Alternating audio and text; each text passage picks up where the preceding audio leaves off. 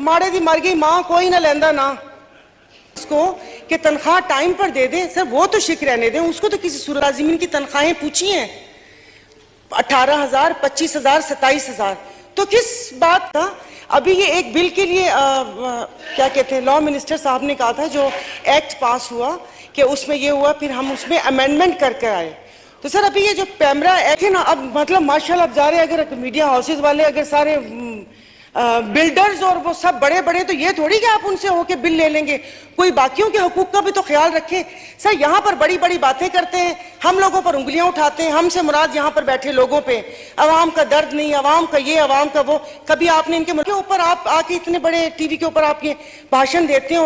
और ये इतना ज्यादा हुआ कि 5-6 लोगों की वजह से आपने वो पूरा का पूरा बिल ही वापस कर दिया। आप वो तो रहने देते ना, आपने वो जो था डिस इन्फॉर्मेशन, मिस इन्फॉर्मेशन फैलाते रहे, हम तो वैसे ही वो कहते हैं ना र्यूमर्स पे चलने वाली